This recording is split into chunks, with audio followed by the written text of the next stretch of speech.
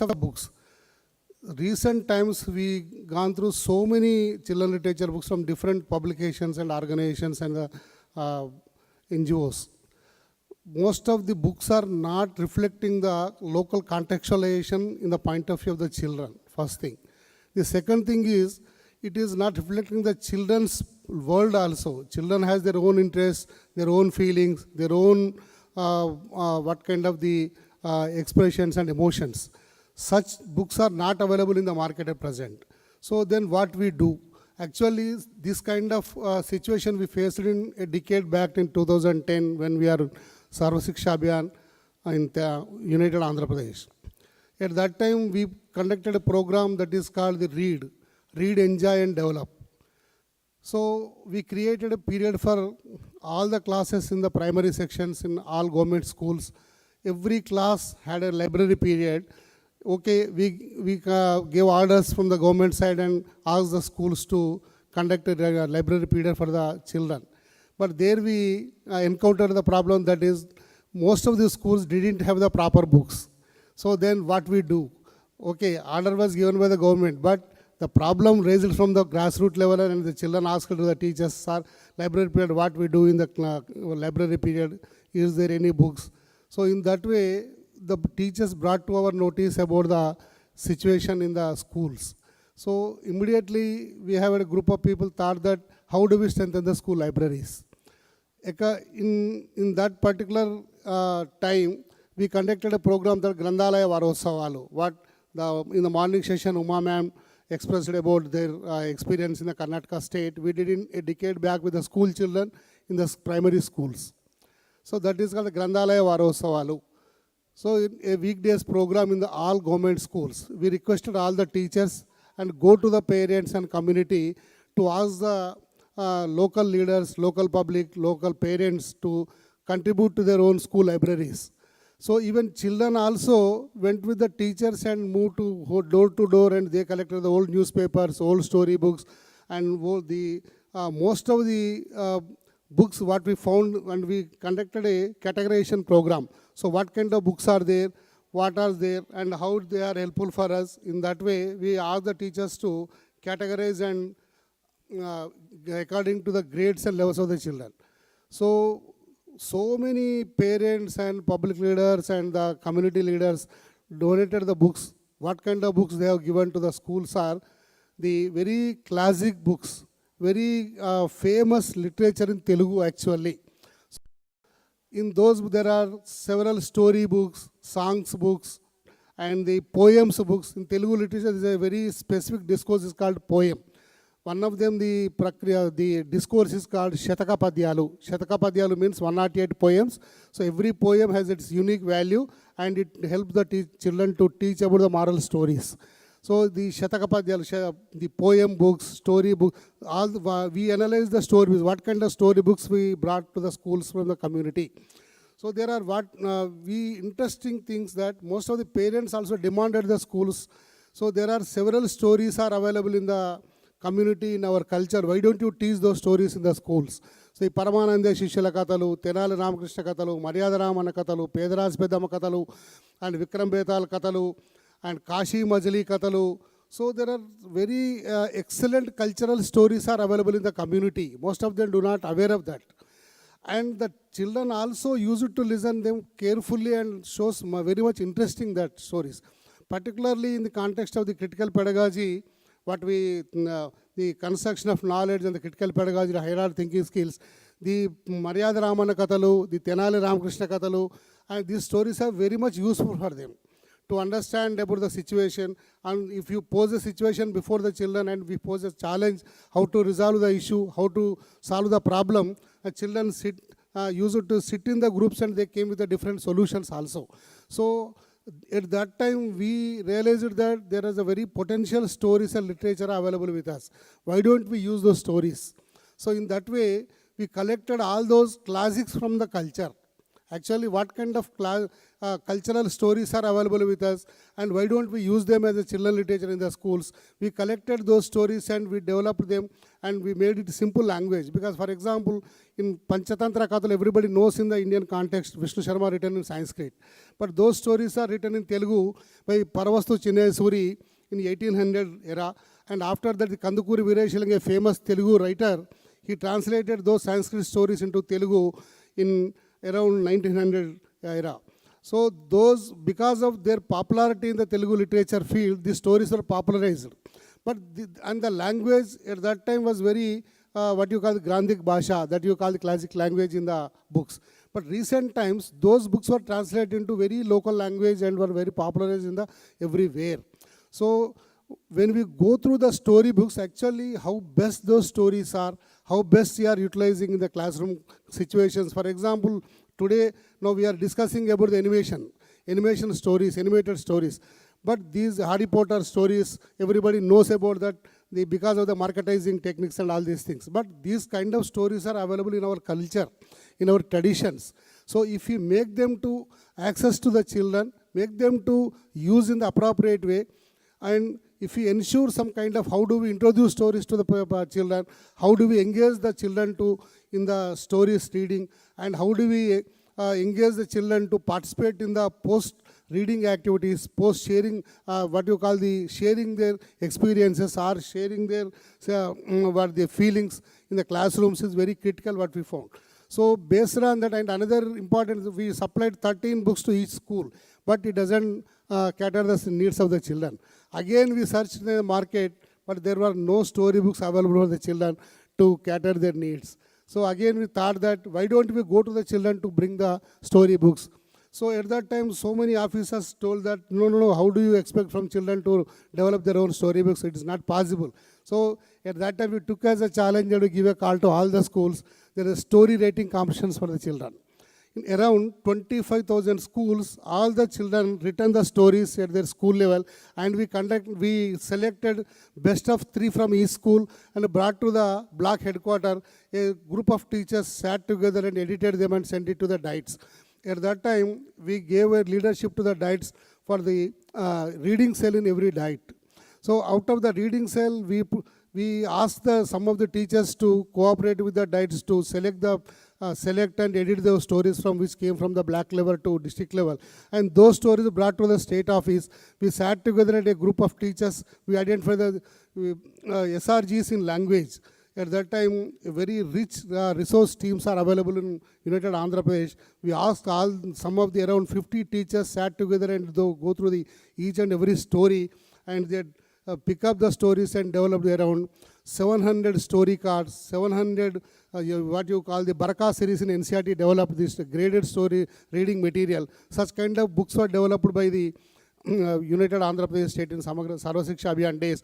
Those story books were produced by the children, and children were able to develop their own stories, and they can create their own stories, and they are the capable persons, and it's a great learning for us. Children are capable of producers of the literature. And another important element is that the language which was given by the children in the literature, very easily understood by the children everywhere. And the culture of writing, the articulation of the children about their own stories are very excellently not below the rank of any writer in the Telugu literature, what we found that. And recently, and it is a decade back we did in the schools, and out of that experience, what happened when we came from Sarva Shiksha Abhiyan to the SCRT, again it was disappeared. At that time, we thought about how do we institutionalize this process into the system. So access and engaging the children and institutionalize is a big challenge actually. The morning session when the Jingran sir told about the importance of reading comprehension, how it leads to the reading comprehension, listening comprehension, how it leads to the reading comprehension. So it is a proved factor. But how do we engage the children? Such kind of activities in the regular teaching learning process is a big question. So there is a pedagogical issues are there. But when you feel it is the scientific one, why don't you make it an institutionalization? And why don't you give to the awareness to the teachers to engage the children in the proper way?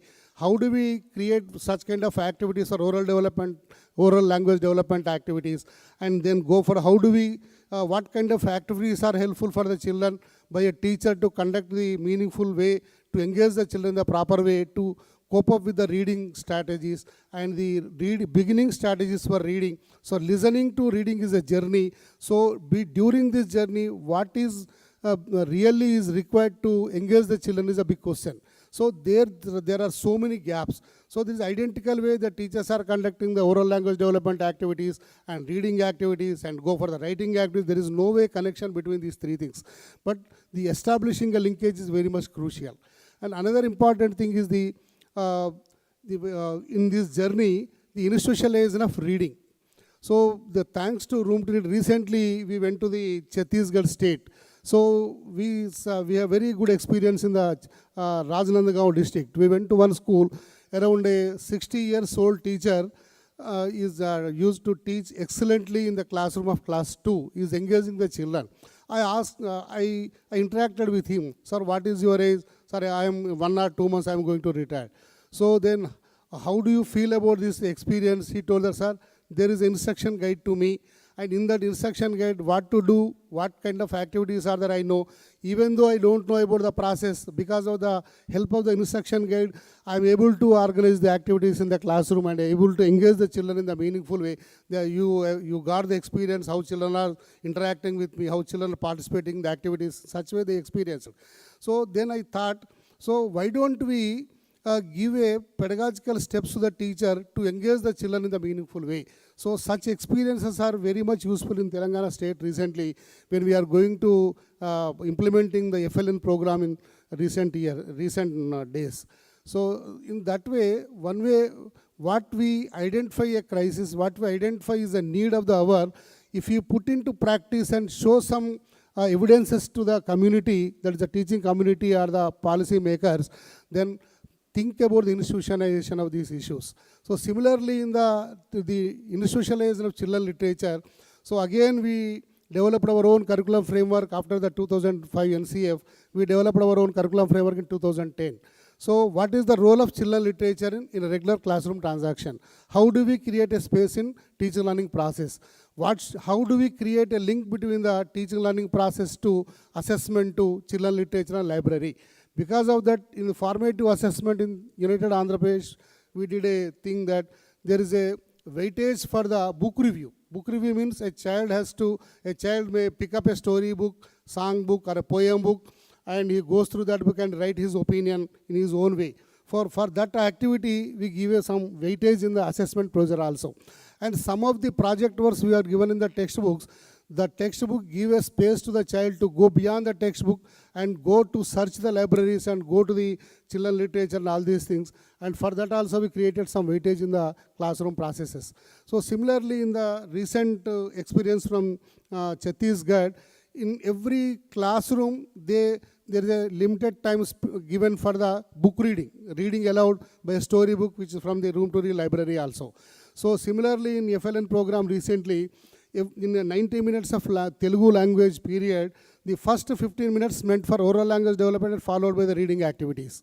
So I do, you do, you do. For example, ask the children to go individually, and if the child not able to read properly, then shared reading, and then go for the teacher model reading, and then conducting the interaction. Out of that interaction, evolving the keywords and encourage the children to go through the independent reading activities. In such a way, we created some reading activities in the regular teaching learning process. And also in every period of 90 minutes, the last 15 minutes is called story time. All the strategies are interlinked to the story time. A story book read aloud by a teacher and the storytelling orally by the teacher, and ask the children to shared reading activity and go for the individual reading activity and go for the shared their own experiences about the story. In that way, we connected those things to the children literature to classroom process and giving space in that regular assessment procedures also. There we found some result actually. So the importance of the literature is, there is a lot of literature world is around the culture, around our literature field. Kindly, my sincere request to all of the members here is kindly collect the classics from the literature first. The very popular literature is available for the children. For example, when I was I'm around 4 to 5 years old, my mother used to sing songs. Those songs, till today, my mother told to my grandson. So the potentiality of the cultural action songs, rhymes, poems, so they are very much a potential to engage the children. Because of the rhythm, because of the richness of the language, because of the contextuality of the local situations, still they are alive. Even though in this scientific era, those literature are being continued to one generation to another generation. So such kind of literature, for example, such kind of literature, if we picks from the community, picks from the culture, picks from the literature, and then we create a space in our children literature world and bring to the classroom processes, and conducting such kind of your regular teaching learning activities in the classroom field, it may be helpful for the children to get the children to engage in the books and go to the literary world and make them to as an independent reader. These are some experiences what we found from Telangana and United Andhra Pradesh. Thank you very much.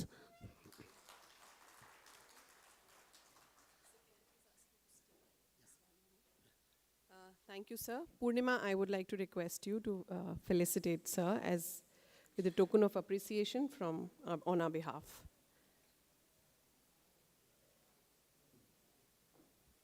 Thank you, sir.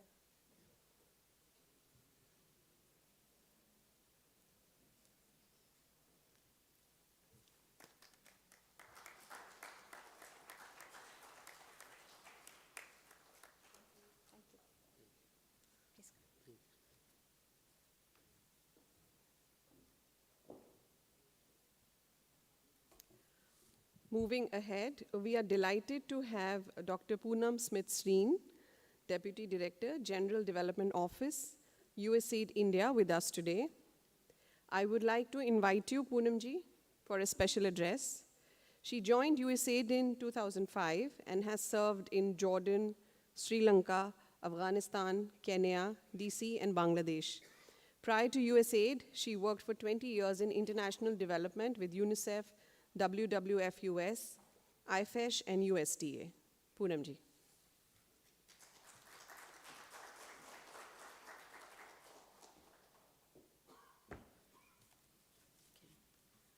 Thank you for giving me the chance to be here.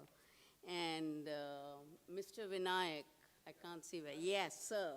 So I'm very grateful to be sharing the podium with you, and of course, all the esteemed ladies and gentlemen who are around.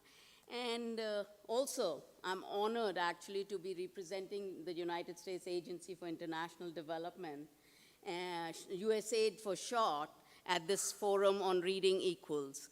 We are just absolutely pleased, sir, to be with you because we saw your passion in your speech for reading and writing. We saw the cultural elements you were bringing out, and absolutely, India has the heritage of storytelling. So it's not missing in India. And bringing that out is exactly the need of the day. But also, Mr. Vinayak, we consider you the SCRT, a very strong partner for us, because without that systems approach, none of these efforts can go further. And therefore, we are very, very excited that you're part of this gathering, and we can together talk more about next steps, because children need all of us for this and these efforts. And we in USAID, we are very invested in promoting the goals of foundational learning. The scaling up early reading intervention, which you heard as the term, and we call it SERI for short, is one of our flagship activities, and it helps to support universal early grade literacy and reading. So we've been working on this program for a few years, and Room to Read is our implementing partner, and we are very always pleased with your dedication to strengthening the learning outcomes. So a big hand for our Room to Read. And we are really we take pride in this activity that we are supporting. Sorry. Was the back group able to hear me, or should I restart? I guess not. Okay, so we've been able, through this activity, we've been able to reach 3 million students over the last 7 years. And we've worked, in the last 7 years, we've been working in 4 districts with the USAID support, which is Chhattisgarh, Madhya Pradesh, Uttar Pradesh, and Uttarakhand. And Mr. Vinayak, you may be pleased to hear that just yesterday we signed an agreement where we are now going to be working with in Telangana too. So we're very excited. And also I was talking to somebody, there's somebody from Rajasthan, and that's the other place we'll be working on with in this program. So again, we are very, very excited to be taking it further. And there's a lot of key evidence generated through this activity, and it has been shared across the nation in different forums. And we actually believe that a lot of this advocacy and behind the scenes kind of evidence sharing has led to some of the policies that you're seeing, including our contribution to the establishment of the Mission Nipun Bharat. So that we believe also, we feel proud that we've contributed in some way to this effort. But we cannot just take pride in all our achievements, because there's a lot to be done, right? As we all have been talking about the challenges and the gaps, and a lot needs to be addressed. And some of the issues have taken a back seat because there's so many challenges to be addressed. And in USAID, we believe the challenge of inclusion really looms very large. It is an important element we need to be looking at. We need to explore the specific challenges faced by the marginalized, whether it's girls, it's tribal populations, it's children with disabilities, or children of urban migrant workers. These are all marginalized populations, and all have a right to learn, read, and learn. And we believe we need to start getting more inclusive with that. And just yesterday, I returned from Bihar, where I had met the Secretary of Education, Mr. Chuba, and he pointed out many challenges. But one of the challenges he did point out is that children with disabilities remain outside our service delivery. And therefore, how can we, what can we do? And I was really impressed with the government actors looking at all these challenges. It's not that the government is not thinking about it. Our systems are thinking about it, but it's difficult to address every challenge. And one element that he did say is, we are not even equipped to identify if a child is disabled in any way. And if when it's obvious, you can see the child can't see, that's obvious. But when it's in the middle, mild to moderate, we just don't have ways to identify it. And if we don't even know if the child is, let's say, dyslexic, how do you reach them? How do you develop strategies to reach them?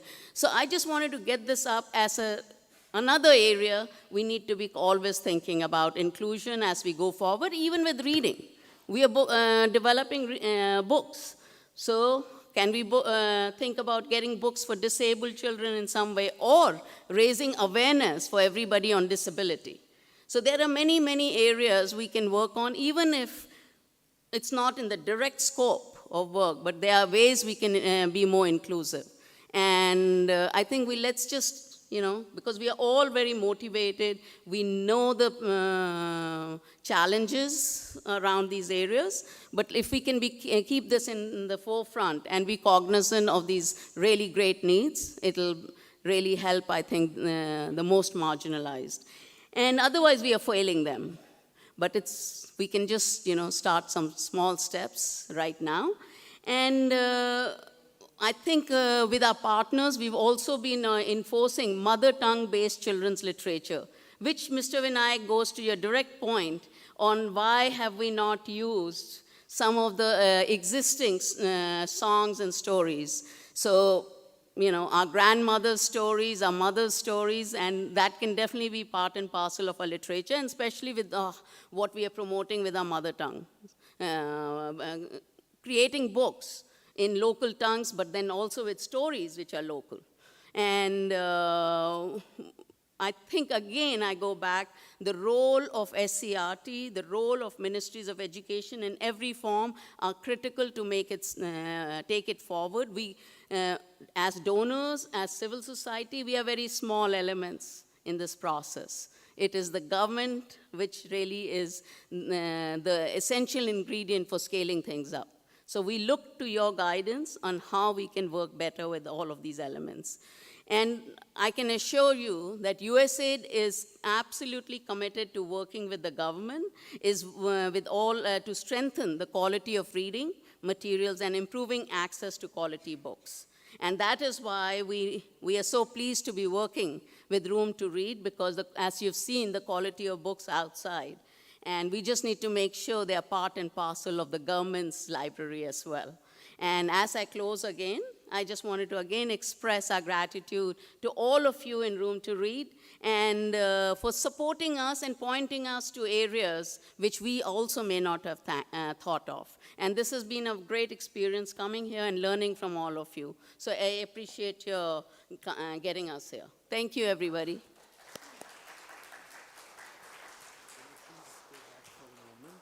Oh. Thank you, Poonam. Please stay with us for a moment. I would request Purnima to please present you a token of our appreciation. Thank you for the commitment that USAID brings to the table to support children's learning. It's wonderful.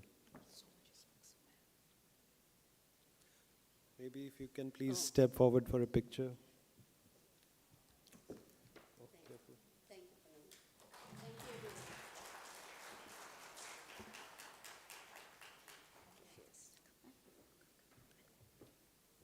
Thank you, Poonam. Once again, thank you, Purnima. We acknowledge that reading is all about thinking, understanding while reading. As life unfolds, we also realize reading is about our own ethical space, where we engage with the world around us with more empathy. With this context, we now move to our second and final panel session for the day on the topic, Our Gaze, the Text and the World. To moderate this discussion, I would like to invite Shaktibrata Sen, the Program Director for Room to Read, to please join us on the stage. Shaktibrata Sen is a front-runner for Room to Read's literacy and girls' education programs. He brings in 15+ years of intensive expertise in program management, implementation, and evidence-based advocacy. Shaktibrata is a dedicated development professional focused on early literacy, teaching professional development, and text creation for children. His exemplary work in Indian scripts and languages and a passion for bringing children's literature into the classroom make him stand out among the program leaders in education and development sector. Welcome, sir, and with this, I will hand it over to you to invite the fellow panel esteemed speakers.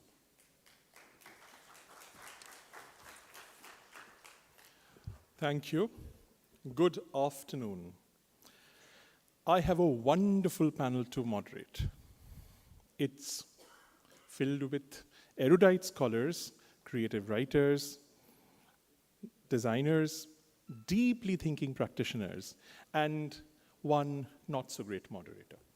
So I will introduce my panel. I will ask them to come up onto stage.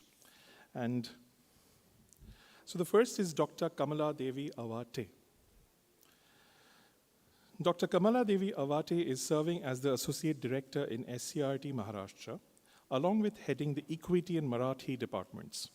Having the experience of working as a committee member of the development of the primary grade syllabus in 2012, she was part of various national and international seminars related to the education sector. She has also been part of study tours conducted by UNICEF and UNDP. That's Dr. Awate. Dr. Richa Joshi. She's an assistant professor at the Department of English, School of Languages, Doon University, Dehradun, where she has been working for the last 7.5 years. Her areas of interest include environmental humanities, medical humanities, Indian writing and English, literary theory and criticism, as well as gender studies. She has published a number of research papers and articles in journals of national and international repute, and has organized and convened various national and international workshops, seminars, symposia, and conferences. Welcome to the stage, ma'am.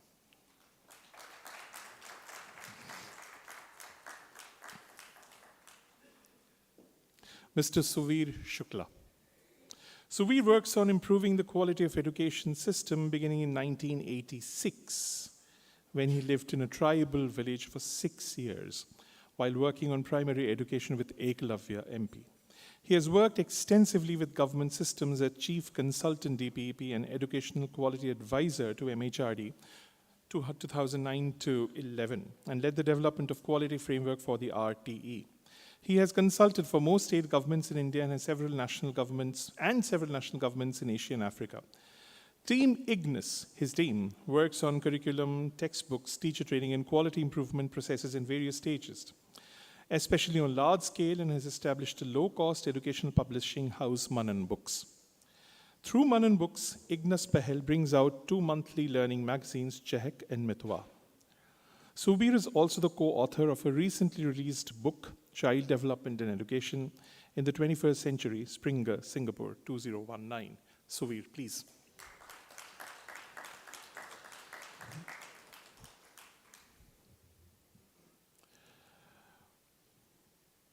Bijal Vacharajani. When Bijal Vacharajani is not reading a children's book, she is editing or writing one. She is the author of multiple planet-friendly books, including Savi and the Memory Keeper, A Cloud Called Bhura, which won the Author Children's Book Award in 2020 and Kitten Trouble. A commissioning editor at Pratham Books, she's a certified climate warrior. Bijal, please come on stage.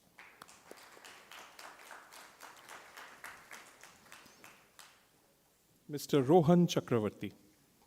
Rohan is a cartoonist and illustrator from Nagpur and the creator of Green Humor, a series of cartoons on wildlife and conservation. Green Humor is the first series of comics from India to be distributed internationally by a major syndicate and appears periodically in wildlife magazines and newspapers. He also collaborates with organizations working on wildlife and conservation to produce illustrated awareness material. He has won awards by the UNDP, Sanctuary Asia, WWF International, Royal Bank of Scotland, and the Green Literature Festival for his work, and has authored 5 books. I will now not read the last sentence. Or do you want me to? Well, let me read it in quotes. Rohan is notorious for rolling up into a ball like a pangolin to avoid answering the phone or meeting people. And therefore, he is.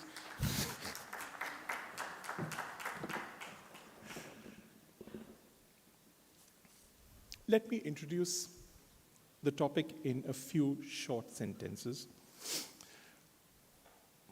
from Room to Read's perspective.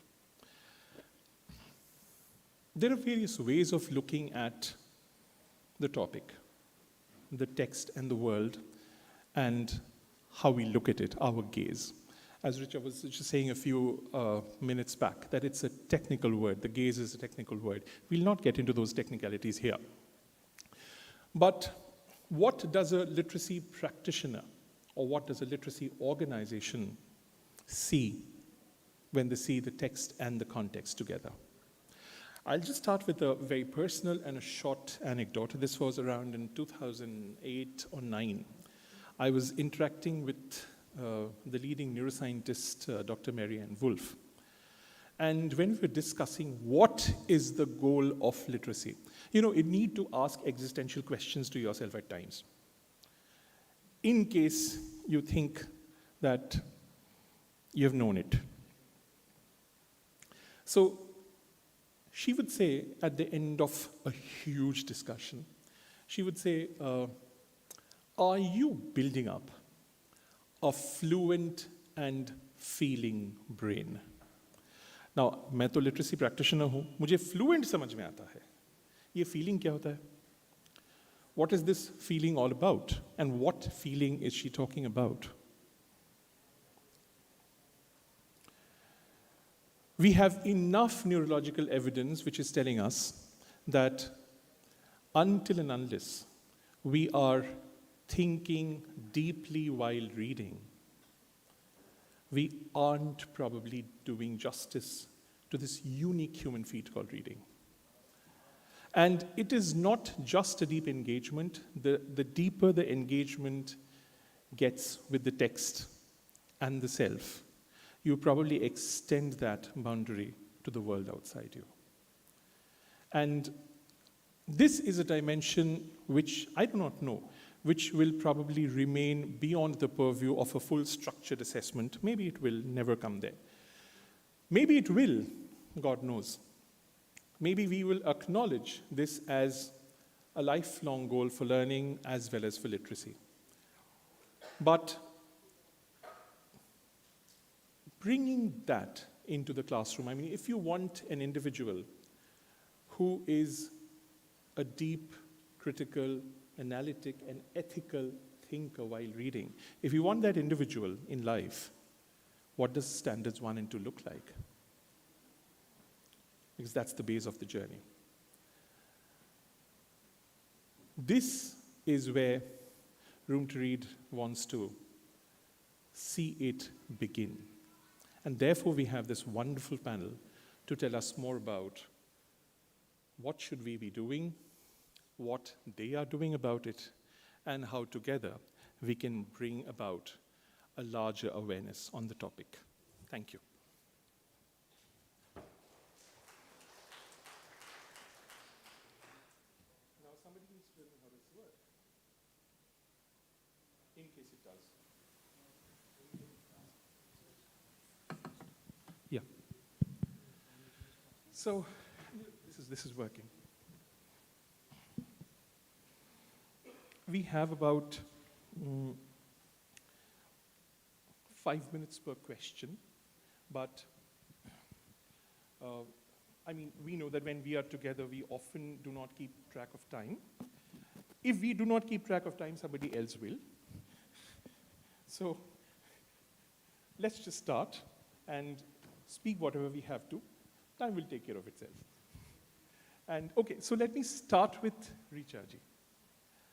Richa ji, when we are talking about our gaze at the text and the world, where are we situating the child in it?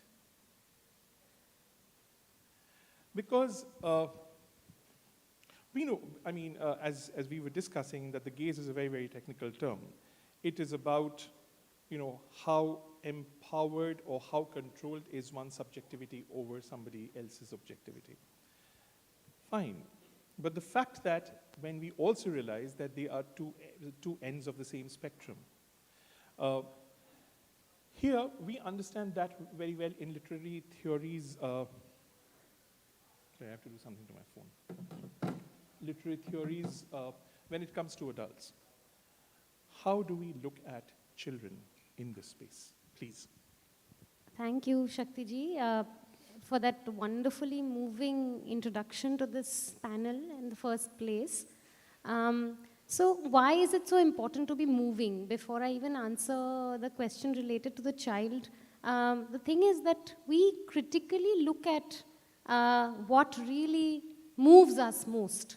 Now, having said that, let's go to the question of the child.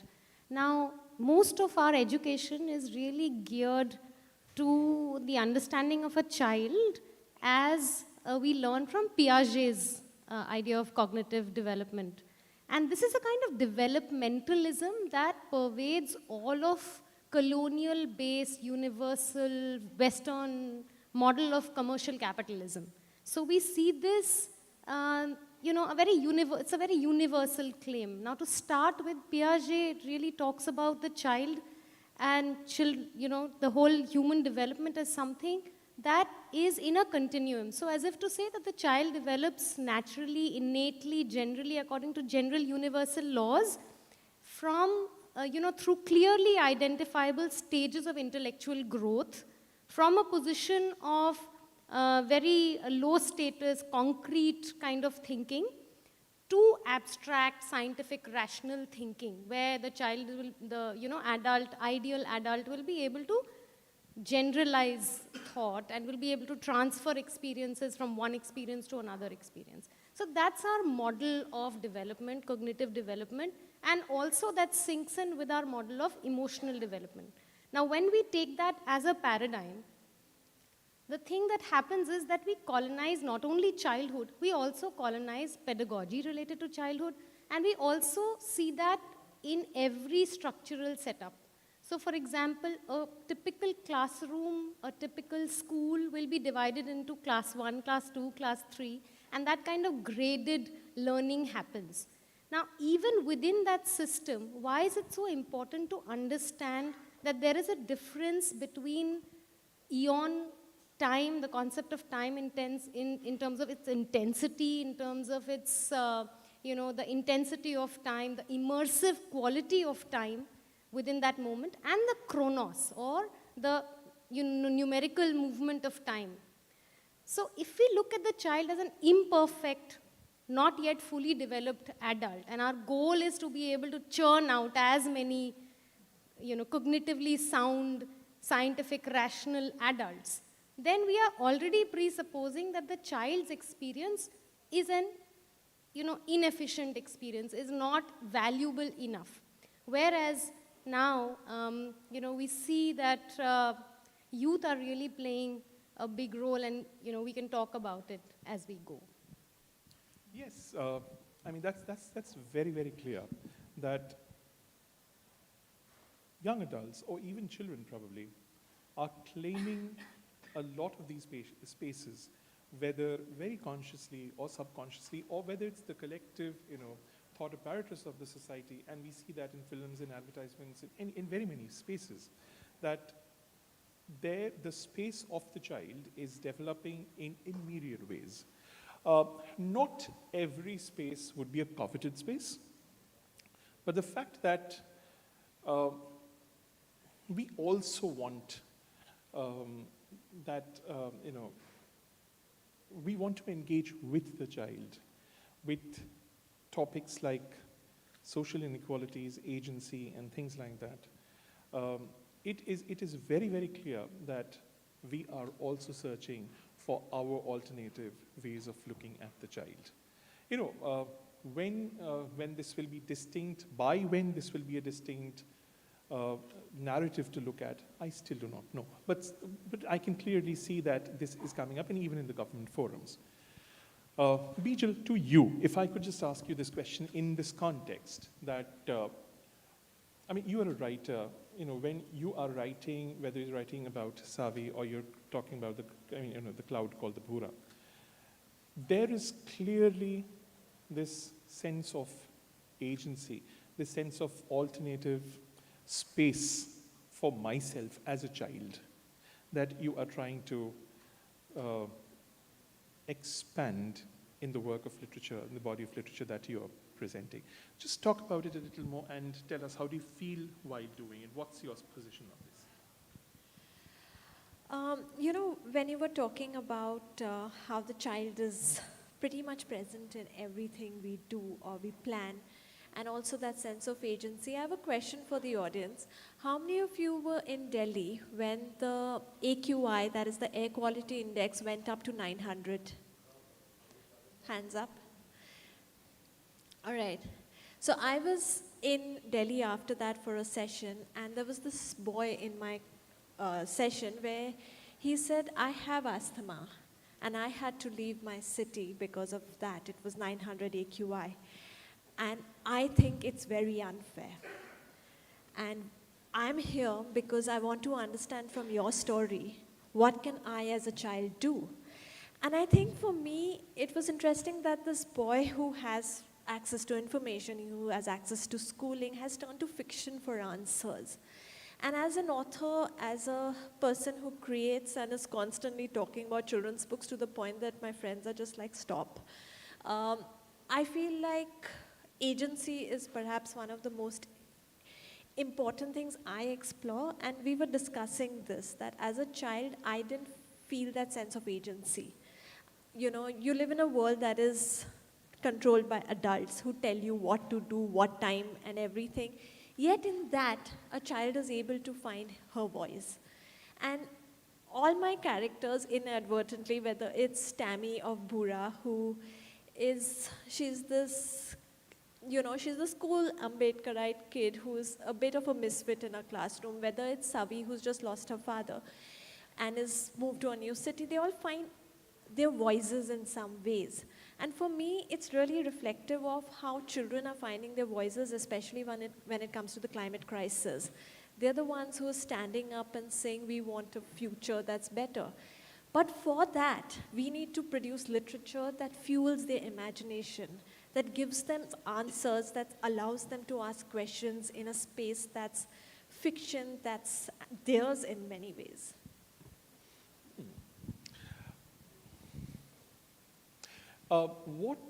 If you could just elaborate a little more for us. I mean, just this is like question 1.1 for you. So if you just elaborate a little on how do you actually see the sense of agency?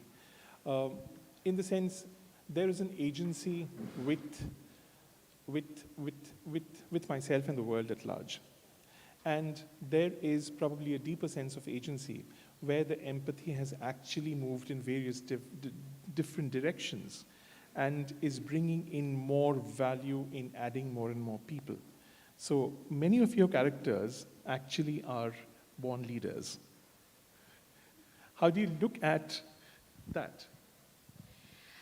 I think it comes from the simple fact that it's circumstances, it's that, you know, it's not about who you're born as, it's your choices that define you.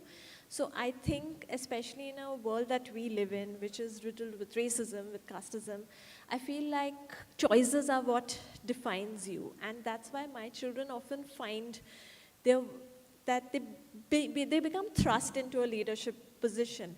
Tammy definitely does not want to fight this cloud of pollution that's hovering over her. She's like, no, my house is getting flooded. I don't have time for this. Savi is stuck in a new city. She's dealing with her father's grief, and suddenly they're like, so this tree is dying. It's your responsibility in some ways. And then when push comes to shove, they do that because, you know, here's the thing. Children will do that. I think as adults, we'll find excuses not to do things. But children, once they are told that this is important, this is for a world that is beautiful. And it's something that I have come to believe purely from what Rachel Carson wrote in The Sense of Wonder, where she said that every child is born with an inherent sense of wonder about the natural world. But she needs that one adult sometimes to help keep it, you know, to help foster it. So I always try and have that, those adults are there in the background telling the kids, we're here to support you, but it's your journey. And so, yeah, I think for me, it's more that they're pushed into that position and then they're like, but this world matters to us. And that's how we're going to change it, by action, by, and I think for me, a lot of it comes down to, it might sound like a cliche, but because I write about the environment and Rohan understands this very deeply as well, is that you protect what you love. So my characters need to, in their journey, find love for nature and then start protecting it. That's where the agency comes from, really the natural world. Right. Trust me, friends, this is a discussion on literature. This is as much a discussion on literacy. And like classically, when we talk about literacy, it would talk about fluency, comprehension, correlations. Madhu was talking about it in the morning. Fluency, comprehension, correlations. Very interestingly, I mean, just before we go on to the next question, I remember one fMRI image that was shown to me. I'm a layman. I understand very little of cognitive neuroscience, but it's fascinating nonetheless. So when it was one frame of fMRI was shown to me, and two two contrasting ones. In one, you could clearly see the pathway, the neuronal pathways of fluency. In the other, that neuronal pathway seemed to be a little blurred. Was it a lack of fluency? No. It was actually a deeper, a model, reflective reading going on. When we are talking about these issues and we are saying that this is a discussion on literacy, we are actually tapping into that a model space, is that a model neuronal space, which is deep, which has transgressed its boundaries, and which has created a thinking individual. And this also comes from not only fluency being in place, or learning how to comprehend a text, how to look at a text, how to love a text, and therefore love the world. It also depends on how you learn to negotiate various genres of text. Rohan is someone who is a designer, who is a cartoonist. I mean, if one looks at the graphic novels that he creates or the frames that he creates, there is so much of thought space that he creates for the reader, for young adults, for all of us for that matter, to be able to think while we are reading. Over to you, Rohan. My question would be, when you create a text like that, I'm sorry for asking a very personal question, but when you create a text like that, what goes in your head? Before I answer that, I need to make an admission. I feel like a very dishonest member of the panel here. This was supposed to be about the written word, and I, as a cartoonist, am the antithesis of it. So, but anyway, thanks for having me here, and thanks for the question. It is indeed a very personal question, and because there is so much I navigate and merge in my work as a cartoonist who deals with ecology, who deals with environmental issues, wildlife, and communicating all of this science, communicating all of these. There are often very difficult terms to communicate to audiences who are most often young, but also can be old. By old, I mean my age and older. There is a lot to process even for me. And I think this is where having a low IQ as mine really helps, because eventually the process of condensing complex information into cartoons becomes a way of me to retain and respond to things. And once I have done so, I can be sure that my audience will too. So to put it simply, that's really the process. We'll come back to you with more questions. And in fact, I'll have to search for low IQ questions in that case. Avati madam, आपसे पूछना चाहता हूँ. हम जानते हैं कि महाराष्ट्र में there is a history of regional, regional language में children's literature लिखने का बहुत बड़ा history है महाराष्ट्र में. और उसमें Maharashtra is also, it's famous for creating a lot of social capital for various social issues, movements, and addressing social issues through texts, songs, rhymes, and various other ways of building up social capital. Ma'am आपसे ये सवाल है, आप अगर मराठी में available children's literature के बारे में हमें थोड़ा सा बताएं, और वहाँ सामाजिक जागरूकता वो कैसे आपको दिखता है और दिखता आया है इतने दिनों से, अगर आप उसके बारे में हमें थोड़ा सा बताएं. Thank you, sir. Thanks. Very nice question. And first of all, I like to express my sincere thanks for Room to Read whole team for inviting me and my colleague Dr. Vaishali Veer ma'am from Maharashtra to interact and dialogue with you. And it is very important topic that from morning we are discussing with this very sensitive an important topic. All we are discussing for reading of children, how can children read very nicely, and how we can give them a reading nice habit, because reading is just like a window, and for every child it allows him or her to peep outside his or her own world. It facilitates child's understanding. And जैसा कि आपने पूछा है कि महाराष्ट्र में कैसी history रही है और कौन से ऑथर ने जिस तरह से किताबें लिखी है, जैसा कि मैं कहूँगी जो भी कैरेक्टर्स है, जो ऑथर अभी बता रहे हैं कि एक कैरेक्टर का एक बिल्डिंग रहता है चिल्ड्रंस के साथ, जैसा कि भागवत का जो भास्कर फेने और बिपिन बुकलवार जो एक कैरेक्टर्स है जो बच्चों के दिल में रह चुके हैं, और उसी तरह साने गुरुजी जो एक ऑथर आप सभी को भी मालूम होंगे, वो उनका शामची आई और बहुत सारी कहानियाँ हैं उनकी जो उन्होंने बहुत कुछ सिखाया है एक बहुत चिल्ड्रंस को और बच्चों को वो बाता है। उसी तरह उनके हम जानते हैं कि लेटर के जरिए भी बहुत कुछ सिखाया जा सकता है, जैसे कि उनका सुधास पत्रे नाम का भी एक बुक है, उस बुक्स के जरिए भी उन्होंने बहुत कुछ सिखाया है। उसी तरफ साने गुरुजी कथामाला एक इंस्टीट्यूशन है महाराष्ट्र में, वो स्टोरी टेलिंग, हम जब बताते हैं कि स्टोरी टेलिंग एक अच्छी कला है और एक बच्चों को सीखने के लिए, अगर बच्चे नहीं पढ़ते हैं और जब तक वो इंडिपेंडेंट रीडर नहीं बनते हैं तो उनसे पहले उनके साथ बातें करना चाहिए।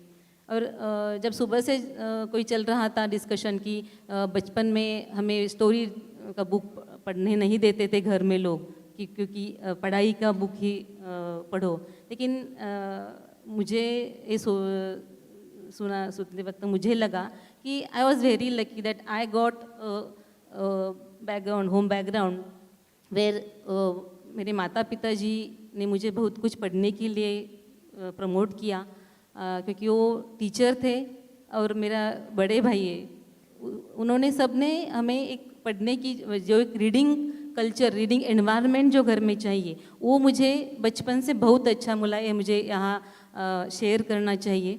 और जब भी जो भी कोई त्यौहार होता है, हमारा रक्षाबंधन है, भाऊबीज है, बर्थडे है, तो उसमें गिफ्ट के रूप में मुझे बुक मिलता था, तो एक बड़ा अच्छा लगता था कि अरे मुझे गिफ्ट में अगर बुक मिला है तो मेरा है और मुझे पढ़ना है। और सिर्फ मेरे बड़े भाई ने मुझे सिर्फ बुक पढ़ने के लिए नहीं कहा, नहीं सिखाया, लेकिन पढ़ने के बाद उसके साथ क्या करना चाहिए उस बुक के साथ।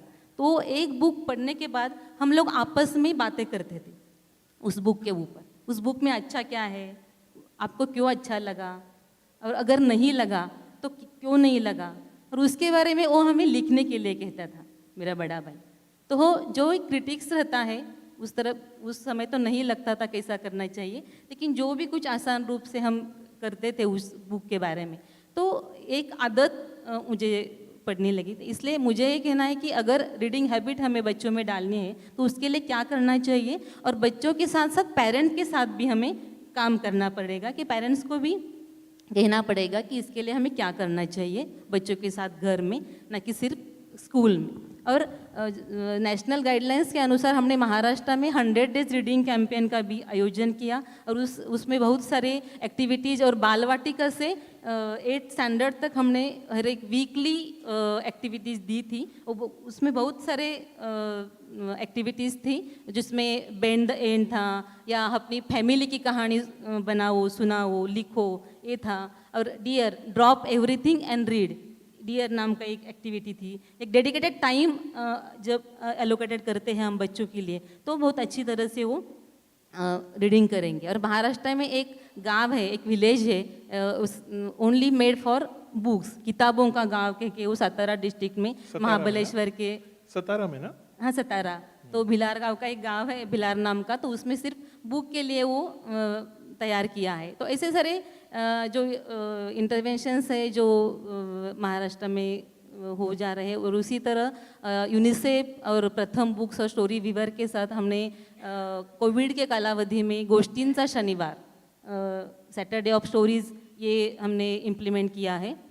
और उसी के साथ गढ़चिरौली और नंदुरबार एरिया एस्पिरेशनल डिस्ट्रिक्ट है, वहाँ भी हमने वाचन विकास का कार्यक्रम किया है। रूम टू रीड के साथ नासिक, पुणे, पालघर में भी बहुत अच्छा काम चल रहा है। ये सारे इनिशिएटिव्स महाराष्ट्र में रीडिंग के लिए चल रहे हैं। Thank you, thank you, thank you. Suvir, can we come back to you? Yes. So, let's have your insights on this. What kind of an, space of agency can children's literature give to children? What's your thought on this? Okay.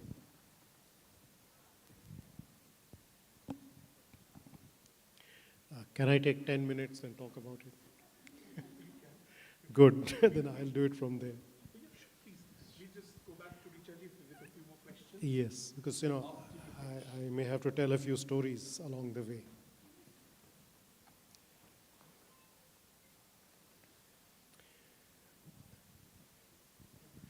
Thank you. So, I've been thinking on this question for some time, since Shakti raised it now, but also earlier. And I'm going to answer this mainly with a lot of the work we did in the last century. In 1986 to 92, I lived in a tribal area. I worked in a lot of remote villages. And one of my responsibilities was to write or use existing children's material and test it out with children. So over 7 years, this was done with more than 2,000 pieces.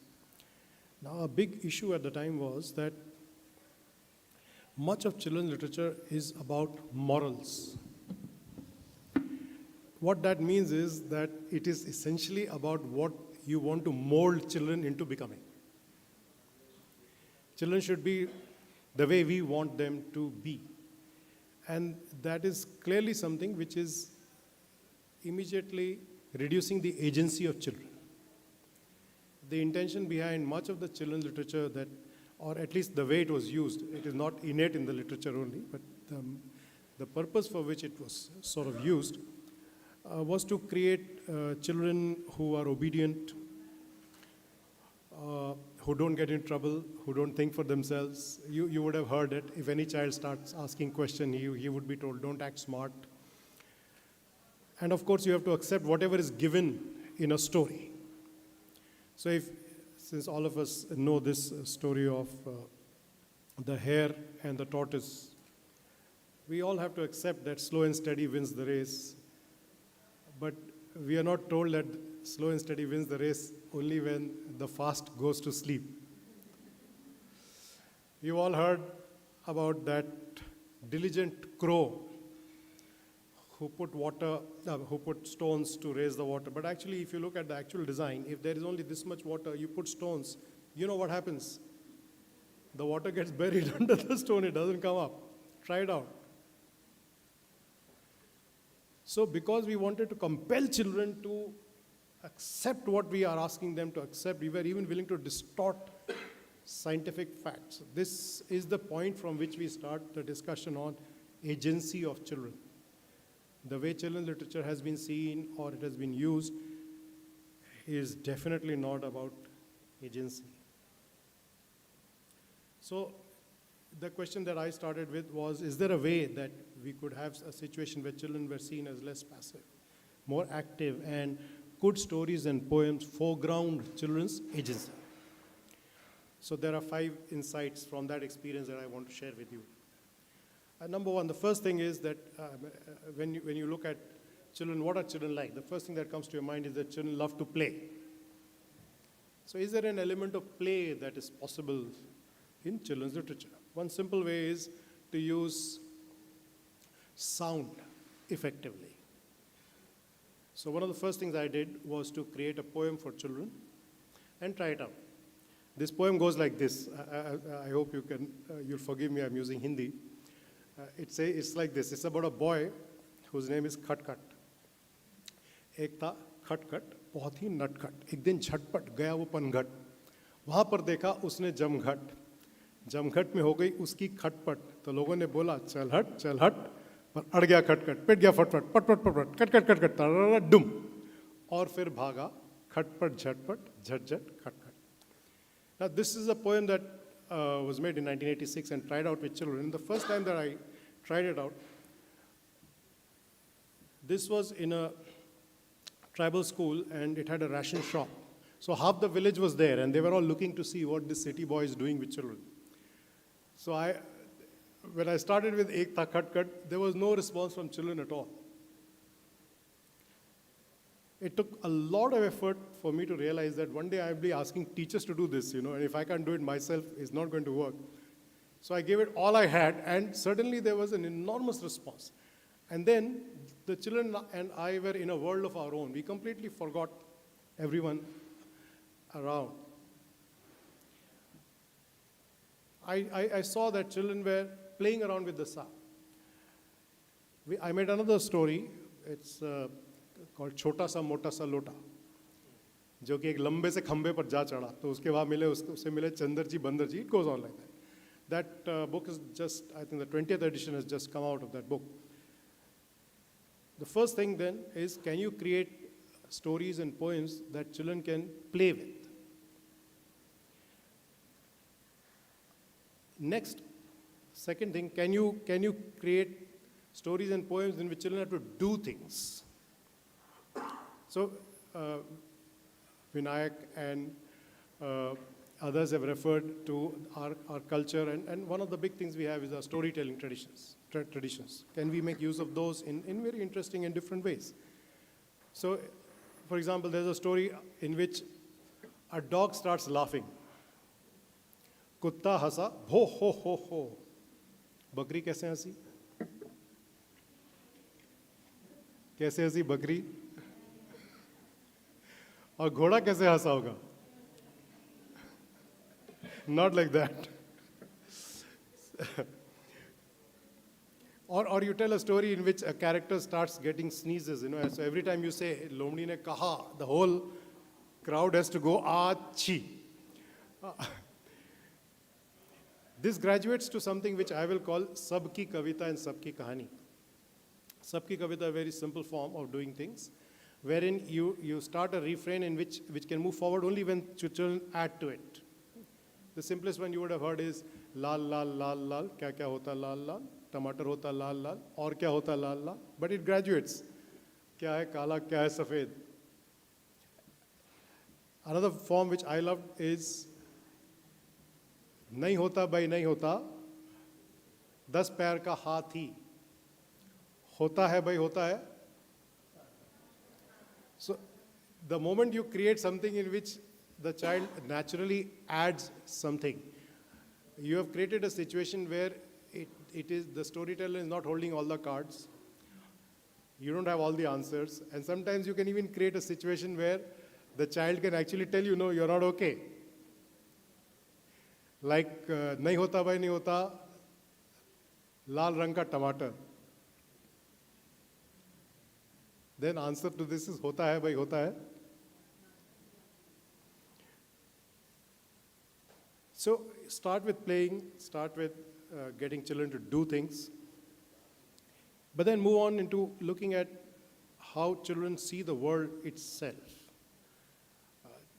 We always say that children are full of imagination, but somehow that part is not recognized enough. Even in very ordinary, non-imaginative sounding things, we are putting in a lot of our imagination into it. So if I make a statement like this, I was in a bus stand.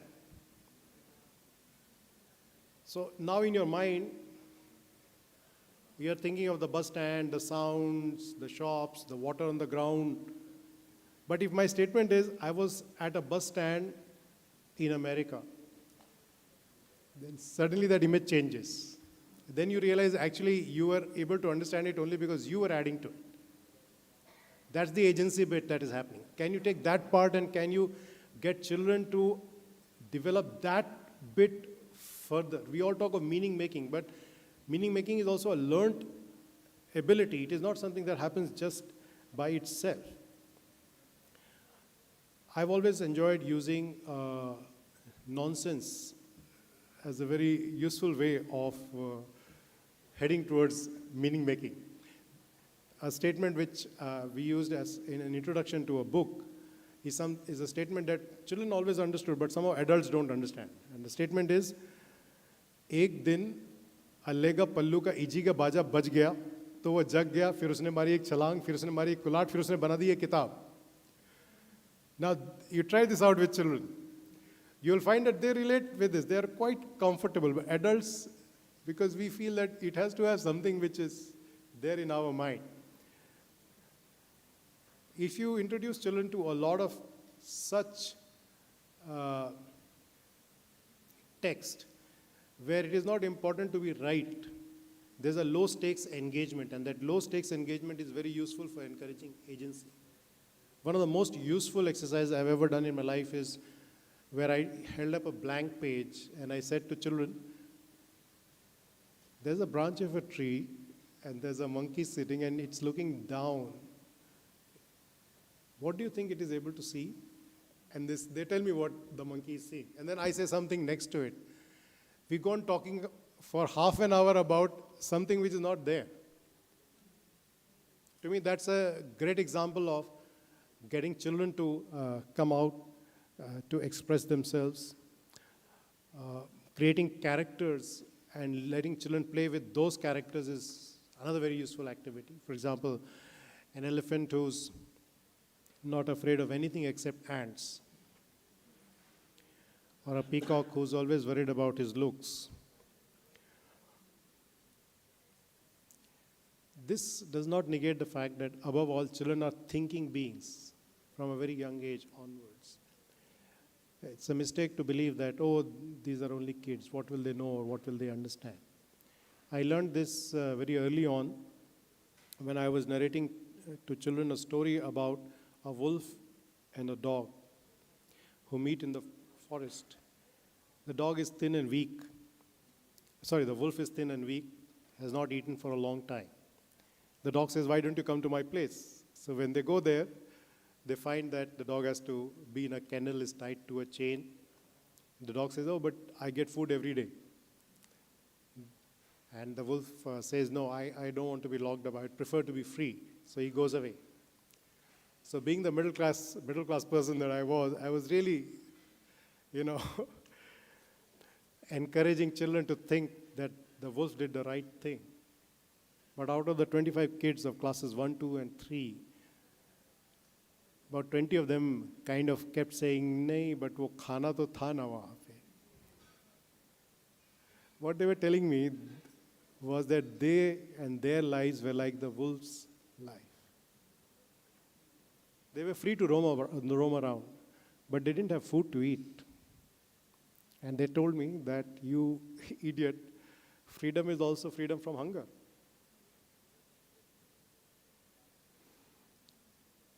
So that led me to think very differently about the kind of things we need to create. So even, can you do things with existing stories? I think Vinayak mentioned this briefly. For example, the hare and the tortoise story. How about making a consolation card for the hare who lost? He went to sleep, no? So he had a dream. What did he see in his dream?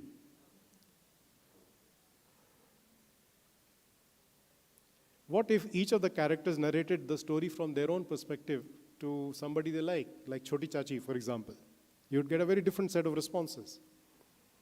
Or let's say, just at the last moment, the hare woke up suddenly and ran, and both the hare and the tortoise crossed the line at the same time. So the judges said, whichever candidate's party gives us a better reason why he should be declared a winner, will be declared the winner. So then there's a solid debate. Try this out in the class. I have extended this further by asking secondary students, and maybe I should ask you also, do you think it is superstition to say that slow and steady wins the race? It happened in a story where animals who don't speak were speaking, and it happened once. And you started believing it.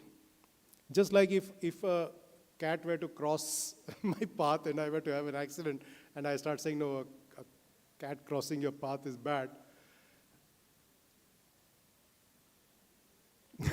Think about it. Extend this further. I find that the greatest sense of agency comes across when you present to children gray material, gray stories. Not something which is black and white. We think that children can't think, so just make it black and white. So let me give you an example of a gray story. This is about, and this is for very young children. So this is about the time when the moon used to live on the earth. So Moon and Banno were great friends. So one day Banno said, why don't you come to my place? We'll have fun. So when the moon reached Banno's place, Banno was so happy to see him that she put her arm around him, but he was so round, so fat that her arm didn't go around. So she started teasing him, oh, my fat little prince, my fat little prince. So the moon was very upset. He decided to not be fat. He just became thin, just like, pyaj ka tukda.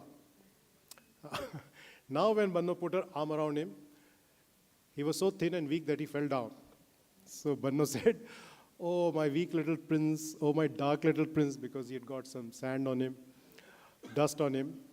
My fat little prince, my weak little prince. So the moon got up and started walking away from Banno. He walked for a long time. Along the way, a mountain stopped him and covered him with snow to make him white again. But he didn't stay there. He kept walking till he reached the night. He's still there. Keeps thinking, becomes fat, becomes thin, but it doesn't come down. When this was narrated to children who are in grade 1 and 2, I didn't start it, but there erupted a debate among children. Was it the right thing for the moon to do? Should Banno have done this? Should he have got upset? There's no right answer here. And I think that brings out agency the most. Finally, the last thing, representation really matters. We talk of equity, marginalization. Typically, when we show the marginalized, that marginalized character has to do something extraordinary to achieve some acceptance. You all know Meena story, right? Meena has to catch a thief, otherwise she won't be sent to school. You've seen that Irula boy's story where he has to catch a snake, otherwise he won't be accepted by classmates. Why do we do that? We can represent in very different ways. For example, a boy has run away from home, has reached the city, has no place to go at night, and is figuring out how to get there. There's a youth who's a fisherman. He takes his younger sister along on a fishing trip, and others are saying, but why have you got a girl? There's a boy, young boy, who has 2 dads. It's a different type of family. And the dads are fighting with each other, and he's wondering how to make them friends again. We don't have those kind of stories. Huh? Children as problem solvers, seeing others' point of view, being compassionate, making a difference, being valued. I think that is what agency is about. It's not just going out and with a sword and killing everyone. Can all these kinds of materials and stories make a difference? Can they stay with children? One night, I was returning from a distant village. It was quite dark, around 8:30. There had been a drizzle. There was no light by a village. Not even dogs were barking. But there was one child's voice you could hear. And that voice was saying, Ek tha khat-khat, bahut hi nat-khat. Thank you. So my next question is for Richa-ji, but I'll draw from what Subir said. In the discourse of literacy, one of the biggest misconceptions that we have as practitioners is that the text is a static space where we just have to extract meaning. But so the examples, all of the examples that Subir gave clearly shows that the text is a dynamic space, and the meaning making, which is a learned behavior, I agree, the meaning making that is happening is not only inherent in the text itself, but also inherent in the child's own world. This is where we really need to understand the larger dimensions of literacy. My question to Richa ji would be a continuation of this, that we are now in the, arguably, but we are now in the age of the Anthropocene, where, our sense of agency as a reader, even as a child, the environment that we are in, the textual space, the thought apparatus that the text and the environment is giving us is a complex one. Now, how do we situate, let me use the word ethical meaning making, in a space like that, in children's literature, as an endeavor for literacy? I'm so glad that you put those words in my mouth. Thank you so much, Shakti ji. So the thing is that I've been itching to really talk about this. That, the Human Rights Council has called climate crisis as the most significant intergenerational crisis of our times. And lately, this entire discussion, right from 1989 UN Convention on the Rights of Child, to recognize that the child is a liberal rights-claiming, figure in its own right, has been sort of a quantum leap right from the 1989, And now we see lately in the last few UN FCCP COPs, we've seen how youth have pioneered this whole sort of, change for advocating for climate neutrality, and they've garnered a lot of community support for it through global phenomena, through local, through regional, sort of communities. I would call these communities of purpose, and it's all youth-led. Now, this is very important to see because the climate crisis, the most significant part of the climate crisis is that, the children are going to disproportionately bear the most maximum effect of this climate crisis. So they're the most important stakeholders, and their voices, therefore, become the most important. Now, their spaces are very different. The way they think, their social relations are very different, and we need to recognize that. Now, as Subirji showed us with his absolutely eclectic sample of examples, this is precisely what post-human thought, or the post-human child, as it has been called by Karen Murris, who's a very important leading educationist. She's talked a lot about it, and how it's important that we allow for children to create and to express themselves, and to make sure that those spaces are created where they can look at, for example, different ways of encountering reality, because their experience of life is not as firmly rooted in the way that adults' ways of meaning making, for example, are so neatly structured into boxes, and so they, adults would really lack that kind of nascent quality, that kind of, I would rather call it uninventive.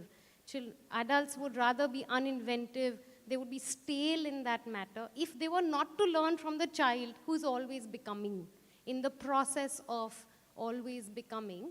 That way the child has the exceptional open pores, walks around with a thin skin to be able to actually imbibe all those experiences, and then to be able to express them in the language of their own and not in proxy voices given by adults. Now, I would just like to theorize what Subirji actually sort of said, and if I may just list a couple of ways in which this can be done. One is picture books, which can be funny, imaginative, which can be short but very, very impactful, because they can be, they have that kind of restless energy which can invite ambiguity, which can, embrace a lot of gaps, intergenerational gaps, which can embrace gaps relating to, gender, class, race, etc. And a wide variety of aesthetic styles may be used, in those spaces. Then there are neologisms, like we all have very fond memories of Peter Pan, of reading Peter Pan, of reading Alice in Wonderland, of reading Satyajit Ray. These are areas where, a lot of neologisms were used, and they kind of opened up the space beyond humanist thinking, beyond universalist forms of thinking, and children have been seen to be exceptionally, geared towards really, sort of generating these spaces in themselves.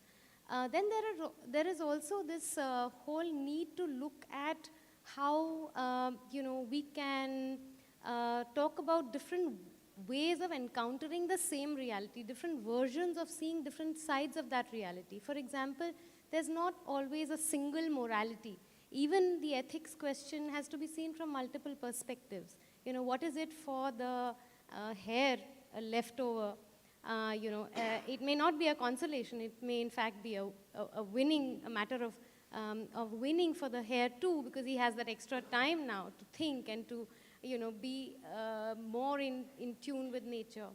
And so it's important to address these experiences in terms of their nascent quality, in terms of their ever-growing, ever-increasing quality, because even when we look at experience from a philosophical perspective, experience is not really about, maturity doesn't come, or experience and maturity are not coterminous, and they're not, experience doesn't come from a wealth of, quantum of experience. Experience comes from starting afresh. Right. Somebody needs to tell us how much more time do we have?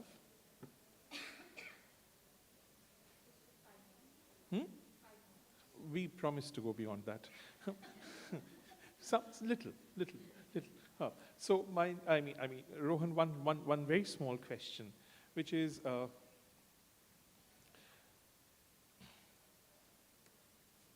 you have this experience of bringing your work to the diverse spaces of childhood. Your work is seen by various kinds of childhood, if I could use that word. Have you seen a change in the narrative of agency when many kinds of children are, I'm sorry to use that word, but if they are seeing it, have you received any feedback from them? Absolutely, several occasions. One example I can think of that I'd love to quote here is during a workshop where I was trying to demonstrate the impact of something pictorial over text. And there was a motley crowd of... By the way, a picture is also text, she will tell you. Well, speaking purely... There were three examples that I gave to my audience. One was an article about elephant conservation, which they did not bother to read as part of the engagement. They did not bother to read it completely. Another was a picture of a dead elephant that had been killed by a poacher. It made an impact, all right? It made them feel concerned for the particular issue. Then there was a wordless picture book, which was also a coloring book that I had done on an elephant, and its story about how it gets lost from its herd and eventually finds its way back, and the numerous hurdles it crosses to find its herd back again. It was told without any words in 15 to 16 pictures, and that was the final example in my workshop. And a lot of kids said that, okay, the article concerned us, the picture concerned us more, but the story, and probably because it was wordless, made them feel that they are friends with the elephant. And I think that's, a tremendous change of perception to me. Right. One question to Bijal. So the bio that was given to me read that when she is not writing a book, she's either editing or writing one, or she's not reading a book, she's either editing or writing one. So one of the biggest challenges that we have seen when we have created lot many reading materials with the government is the kind of, forgive me for this word, the text sanitization that happens of social inequalities. Especially of gender inequalities. It is a sight to see how at times, gender roles are just switched to avoid a stereotype. And we create probably more stereotypes in the process. So as an editor, now my question to you is as an editor, how do you deal with social inequalities? I think there are many ways that we've been trying to do this, and I think there's some wonderful examples of people who are doing amazing work. But I think what we realized early on is that our children, as you said, there are many different kinds of childhood, which is such a great way of explaining this. And I think to depict those many kinds of childhood, you need many kinds of writers and you need many kinds of illustrators. So what we try to do is we try to go to creators who can give stories that are own voices, or our lived experiences in that sense. So when they are talking about their stories, it comes from a place of understanding and knowledge. Of course, in that also we constantly find that creators often get bracketed, like we've realized Kanato Jimo, who's one of our art directors, while doing a research project for his master's, he discovered that most North Indian tales are folk tales in children's books. And that made us think, let's change this and we'll start creating a bunch of Northeast Indian stories, which are not folk tales, but they're everyday stories. So whether it's a wiggly tooth, whether it's two siblings, causing mischief and mayhem at home. And we, over 5 years, systematically went looking for creators from there, writers, illustrators, art directors, editors, so that we would get their stories going. And I think that's one of the best ways we've got to do. We've got to shatter gatekeeping about who can tell stories. We've got to have everybody at that table writing, illustrating, telling us, this is our story, because here's the thing. If there's one child who reads that book and says, hey, this is my story, you've got a reader from there. And that's what I think we've been trying to do. Right. After madam एक छोटा सा सवाल आपसे. ये जो बड़ा picture draw हो रहा है, हम थोड़ा सा ही कर रहे हैं. ये एक्चुअली हो रहा है अपने आप में. This larger picture of comprehension, deeper engagement with the text, meaning making and everything, ये जो deeper comprehension है, as the system, as the government, आपको क्या लगता है? आप इसको कैसे आगे लेके जाना चाहते हैं, या आप ऐसे भी बोल सकते हैं कि हम सब साथ मिलके इसको आगे कैसे लेके जाए, इसके ऊपर आप 2 शब्द बोल दीजिए please. Sure. What you want from me as an answer, I want to share one poem who describes all things. A poem by Julia Donaldson, a British poet. I opened a book. I opened a book and I stored. Now nobody can find me. I have left my chair, my house, my road, my town and my word behind me. I am wearing the cloak, I have slept on the tree, I have swallowed the magic potion, I have fought with a dragon, dined with a king, and dived in a bottomless ocean. I opened a book and made some friends. I shared their tears and laughter, and followed their road with its bumps and bends to the happily ever after. I finished my book and out I came. The cloak can no longer hide me. My chair and my house are just the same, but I have a book inside me. I thought this is the poem that describes everything, what we want from reading, we want from book. Because reading is the interaction between reader and text.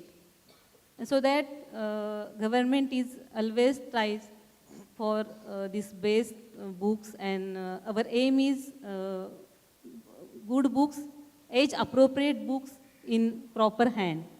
We should reach all books to every child. So accessibility and affordability of books should be there. So combining with NGOs like Read to Me, Pratham Books, and all the doorstep.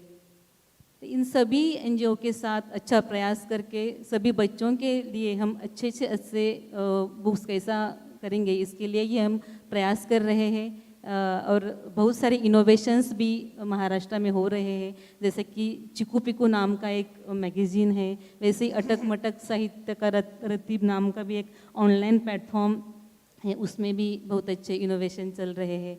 बहुत नए writers भी हैं महाराष्ट्र में कि जो एक नया प्रयोग, जैसे कि 1 वर्ड या 1 सेंटेंस वाले जो बुक्स है वो आ रहे हैं। अब महाराष्ट्र में हम समग्र के माध्यम से age appropriate graded level reading books का प्रपोजल भी अब हमने स्टार्स के प्रपोजल के माध्यम से दिया हुआ है कि फर्स्ट एंड सेकंड स्टैंडर्ड के लिए ये बुक्स हम देने वाले हैं। ऐसे सब प्रयास चल रहे हैं, आप सभी का सहयोग जरूरी है। धन्यवाद। So ladies and gentlemen, as you can see, the session is just about warming up. We may continue, but maybe in the next event. So thank you so much. And believe me, this is just the beginning. Thank you.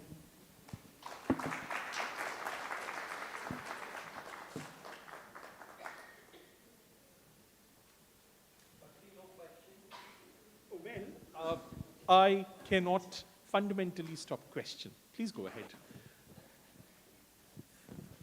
Yes, somebody needs to give him a mic. We have Abhijit here. Thank you so much, all of you speakers, for the wonderful, deliberation.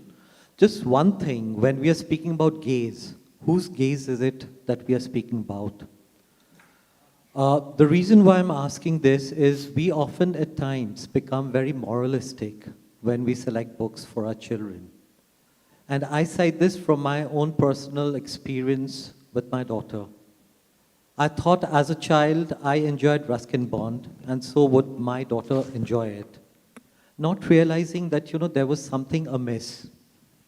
The association with events, which is so very important for developing the sense of agency. But at the same time, when she was reading The Bridge to Terabithia, that book is often banned because of the profanities that's being used. But it also instills inside a child, especially after the pandemic, the sense of loss, the sense of imagination of a wonder world that can actually happen. These things are often, missed out when we select books for children. One size cannot fit all children. And that is where the sense of agency often fails when it comes to reading. I just wanted to, put this across. Yeah, please. So this question is directed to somebody specifically, or some of our panelists can.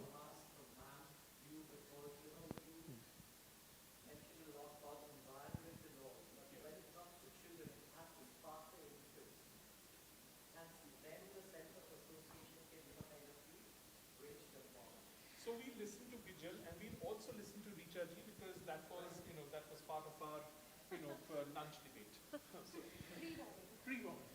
So one of my favorite moments when we send library classrooms out, or if I take them to a library or anywhere, or we see videos, is to just open the library and I step back. Or to walk into a bookstore and see children browsing without their parents. And that's when suddenly you'll see everyone, first they go tentatively, there's a lot of hesitation, and then they start picking up what they want to read. And that moment where they've got that agency, which is again going back to what we were talking about, to choose, to be able to do free voluntary reading in the purest sense, I think that's something we often do deny children. And it's a fact that if today somebody, if you're into crime fiction and somebody says, boss, you've got to read this climate non-fiction book, you're just going to be like, no, I don't want to. It's the same with children. When they're choosing their books, they get to hone their decision making, understand their own taste. Of course, there's a matter of, recommendation, sharing, reading aloud, sparking interest, but it starts with letting them choose that agency. I think is perhaps very, very precious. Free voluntary reading for the win. One quick response. I don't know if it'll be so quick, but I'll try. Bijal told us about how, her experience, and that's precisely what as teachers, as guardians, we should be doing, to be co-inquirers, because children have this unique ability to be extremely empathetic. Their levels of empathy are far, exceedingly a matter of something that we should be more receptive to and learn from. Now, very importantly, when I spoke about the UNFCCP and the COPs where youth are really pioneering this entire change for climate neutrality, it's important also to see how children are actually very, receptive to, and they advocate actively not only their own needs and their own interests in this kind of climate neutrality, because they are the stakeholders, but also those for people who are vulnerable people, marginalized people. They also advocate, the interests of people from the LGBTQ community, people from, like people of color, etc. And, in terms of gender, all those biases. And it's very important to also understand that books, as we were discussing in the morning, initial school reading should be, the medium of instruction should be in the mother tongue, but also books to be written in the mother tongue is absolutely, or even non-dominant languages as they've been called, are very important. I'll give you a small example, if I may. So, for example, in Uttarakhand, there is this, grass called bichu grass. Anybody from Uttarakhand here? Well, I know Pushpalata ji is from Uttarakhand. So there is this grass called bichu grass, which is abundant, ubiquitous in Uttarakhand. And anybody who's there will know that children who move around in the hills are they have this wealth of local knowledge. They are actually the custodians of this local knowledge, and they know right from early childhood that the bichu grass is not to be touched, and yet it is a grass which is often cooked at home, so there is a way to cook it. So all this local knowledge is embodied in eco-poetics of that place, in folk literature of that place, but also short stories that relate to the place.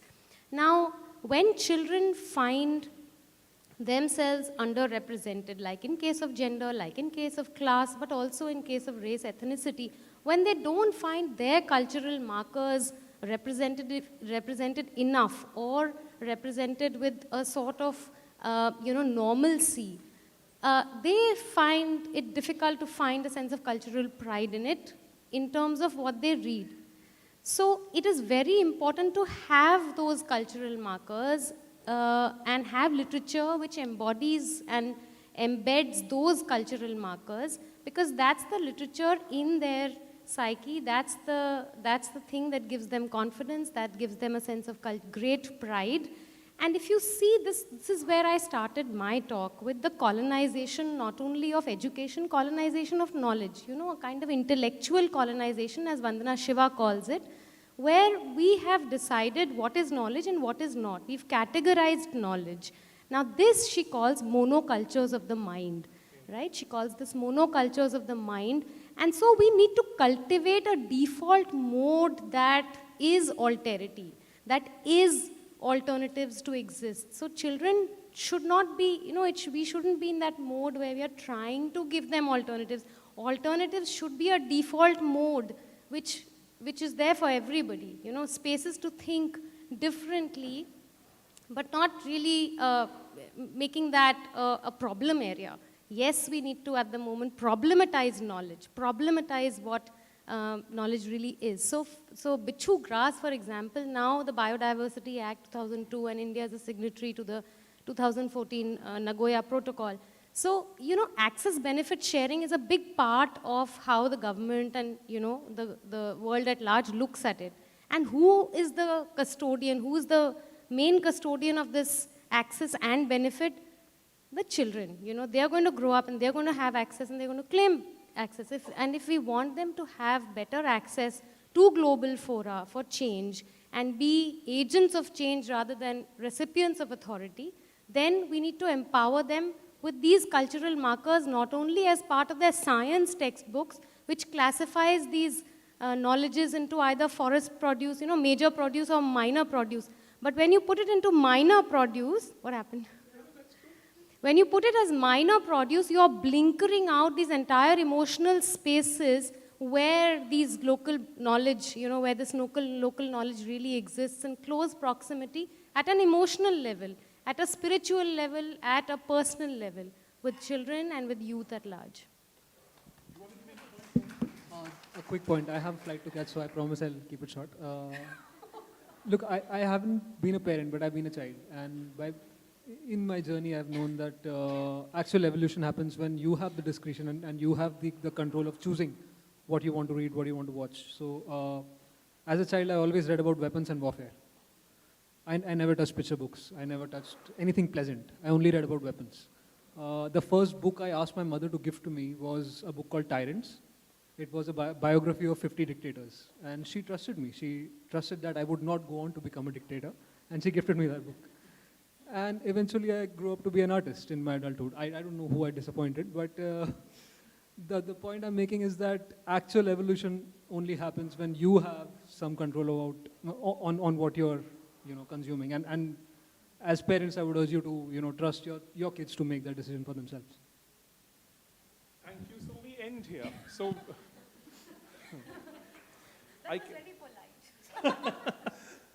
and as we go forward, as we have promised in the next event or so I just hope that this larger contour of literacy just becomes clearer and clearer in our heads. Thank you.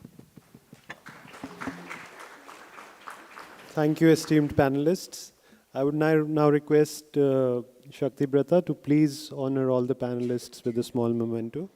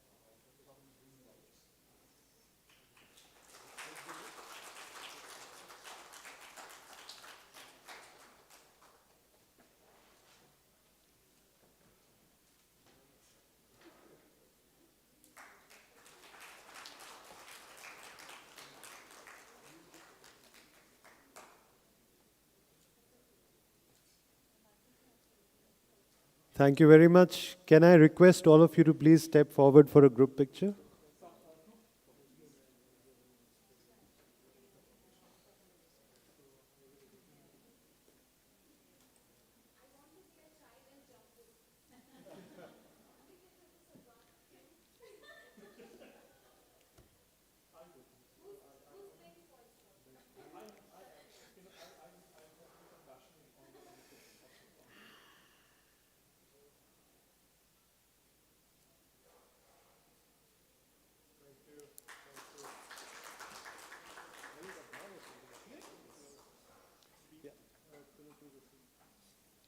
Please give it to me. I'll have it.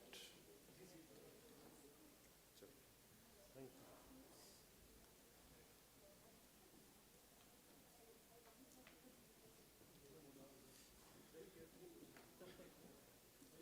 Thank you, esteemed panelists.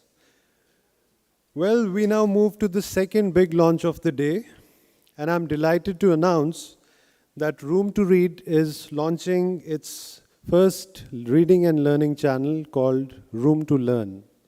Now, to talk more about this, I will request Riya Gupta, my colleague, who would talk more about what Room to Learn is and whom it is intended to reach. While Ria is here, I'll also request a very special guest. Today we have Ashkara with us from Delhi. Now Ashkara has been a girls' education program alumni with us from the 2018 batch. She is currently pursuing an undergraduate degree course from IGNO in Arts, and she is also currently the senior service executive for a software company called MindMail. So very warm welcome to Ashkara and Ria both. And Ria, if I can please have you talk a little about Room to Learn here.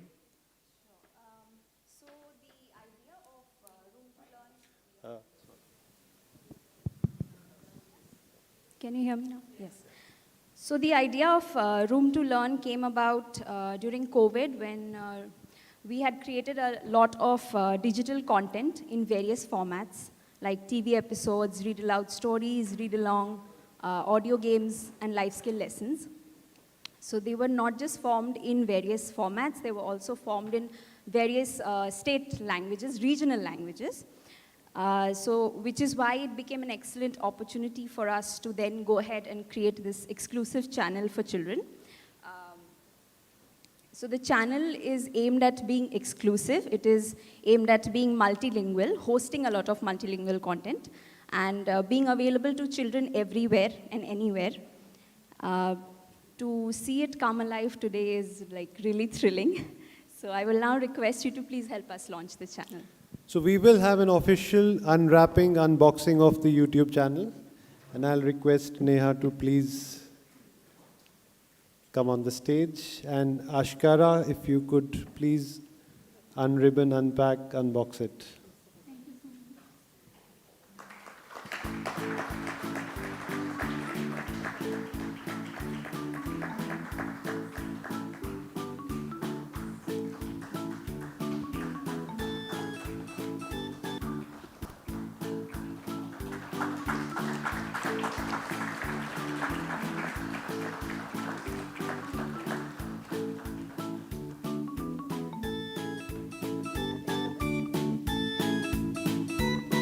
So these visuals are from the new Room to Learn channel.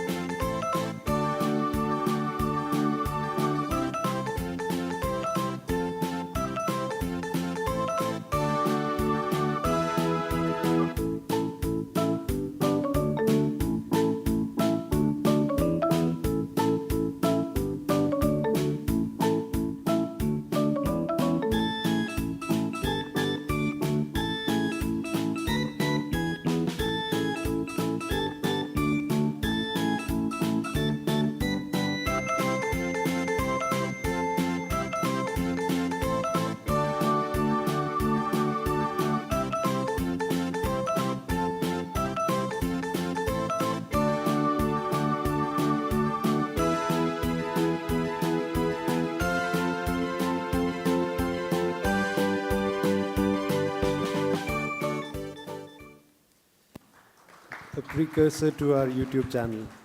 So now a very interesting thing about Ashkara is that she's into the field of sales and she's pretty good at it. And she believes the reason she's so good at it is because she has strong communication skills and very good negotiation skills. And for that, she attributes to the life skills training sessions that she has taken at Room to Read, through Room to Read rather. तो आशकरा आप थोड़ा सा सभी को बताएं, अभी आपने देखा एक नया room to learn channel launch हो गया है और इसमें कई videos girls education programme related हैं, लाइफ स्किल्स वीडियोस होंगे. तो जब डिजिटल मीडियम पे ऐसी चीज़ें जा रही हैं, आपके हिसाब से कैसे बेनिफिट करेगा ये बाकी बच्चों को? हाँ, गुड आफ्टरनून एवरीवन। जैसे सर ने क्वेश्चन जो किया मुझसे अभी कि ये कैसे रहेगा कि ज़्यादा अच्छा, क्योंकि मुझे लगता है जिस टाइम पे मैंने ये रूम टू रीड ज्वाइन किया था, मुझे अपने लिए वक्त निकालना पड़ता था आने के लिए वहाँ। मगर मैं गई हूँ, मैंने हर एक सेशन लिया है वहाँ से, तभी मैं यहाँ पर पहुँची हूँ और बहुत चीज़ें सीख के उसको यूटिलाइज़ किया है लाइफ में, तभी इतना सक्सेसफुल हो पाई हूँ आज। क्योंकि मैं एक मॉमडन फैमिली से बिलोंग करती हूँ, तो मेरे यहाँ होता नहीं है इतना, इसलिए। एंड जो ये अभी ऑनलाइन आया है, मुझे लगता है जो गर्ल्स अभी नहीं आ पा रही हैं, मतलब मुझे लगता है जो नहीं आ पा रही हैं अभी, काफ़ी गर्ल्स रूम टू रीड से ज्वाइन भी नहीं है, जिनको अपनी लाइफ का कुछ लाइफ सेशन नहीं मालूम है कि हमें करना क्या है और किस वक्त कैसे करना है। उनके पास तो फ़ोन हर किसी के पास होता है, तो अगर वो यूट्यूब पे देखती हैं तो शायद वो कुछ सीखेंगी, जिस चीज़ से शायद हो सकता है उनके साथ जो चीज़ गलत हो रही हो या वो समझ नहीं पा रही है अपनी लाइफ में। कुछ लाइफ सेशन ऐसे हैं हमारे लिए जो बहुत ज़रूरी थे कि हम कैसे किस चीज़ों से कैसे मदद ले सकते हैं। कि जैसे कि एग्जांपल पे अगर बात करें, अगर किसी परेशानी में है या अपनी फैमिली को कन्विंस करना है किसी अपने करियर के लिए, जैसे मैंने किया था, लाइफ स्किल का एक पार्ट था जिसको मैंने यूटिलाइज़ करके मैंने अपनी फैमिली को कन्विंस किया और मैं यहाँ हूँ। तो शायद उनको भी जो नहीं पहुँच पाई हैं, जो नहीं कर पाई हैं अपनी लाइफ में कुछ, वो इसके थ्रू सीख सकती हैं। और हर एक छोटे से छोटे बच्चे तक ये लाइफ स्किल जाना ज़रूरी है, और हर बच्चे के जीवन में बहुत ज़रूरी है लाइफ स्किल, हर कोई जानता है ये, और बच्चों के नहीं बड़ों के लिए भी बहुत ज़रूरी है। क्योंकि कुछ पेरेंट्स ऐसे भी हैं जो पढ़े लिखे नहीं होते और वो समझते नहीं हैं, अंडरस्टैंड नहीं कर पाते अपने बच्चे को, तो शायद वो यूट्यूब के थ्रू हमारा जो ये वीडियोज़ वगैरह जाएंगी और वो देखेंगे, तो कहीं ना कहीं वो अपने बच्चों की भी सुनेंगे और अपनी भी बातें उन्हें समझा पाएंगे वीडियो के थ्रू। काफ़ी लोग सामने नहीं समझ पाते हैं, कुछ लोग देख के या कुछ टीवी के थ्रू समझते हैं, तो शायद हो सकता है ये जो यूट्यूब चैनल बना है इसीलिए बना है कि जो नहीं समझ रहे हैं वो अब समझ लें कि हाँ ज़रूरी है लाइफ स्किल। और मेरे हिसाब से बहुत बेस्ट है, क्योंकि मैं एक स्टूडेंट हूँ, मैं अभी भी सीखना चाहती हूँ और काफ़ी चीज़ें शायद हो सकता है आने वाले वक्त में यहाँ से मैं सीखूँ, ऑफिस में बैठे बैठे भी सीखूँ, घर पे भी बैठ के सीखूँ, रूम टू रीड जाने की, सेंटर पे जाने की ज़रूरत ना पड़े, क्योंकि वक्त किसी के पास नहीं है आज के टाइम में, सब बिजी है।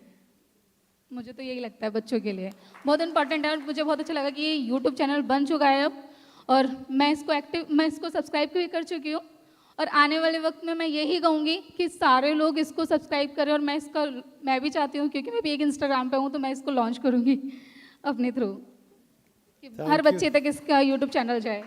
Very well put. Thank you, Ashkara. And we are really grateful because she has taken a day off from her work just to be with us today and talk to you about this initiative. So thank you. Just stay with us for a bit longer. I would now request Sajid Menon, our Program Operations Director, and Shakti Brata Sen, our Programs Director, if they can please come forward and felicitate Ashkara.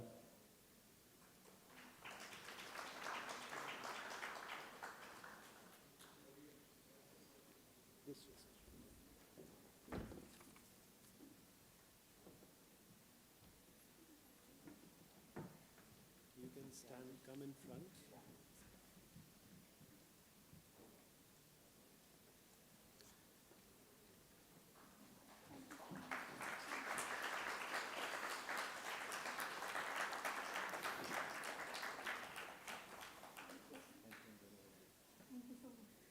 Thank you, Ashkara. Thank you, Shakti. I'll request Sajid to please stay back. So now we are coming to that part of the day where all the captivating discussions around foundational literacy are coming to a close. But it was great to have such a gathering in person. So to sum it up for us, I will request Sajid to take it over from here. Just a brief about Sajid. Sajid is the Program Operations Director at Room to Read India. He has more than 2 decades of social sector experience in humanitarian and development work in South Asia, the Middle East, and the African region. He has front-led the strategic operations and quality project management for leading INGOs, including Care Canada, Oxfam International, Save the Children, American India Foundation, American Red Cross, Focus Humanitarian Assistance, and the UNICEF in different capacities. That was quite a lot. So now over to Sajid to please conclude the day with the remarks and a vote of thanks.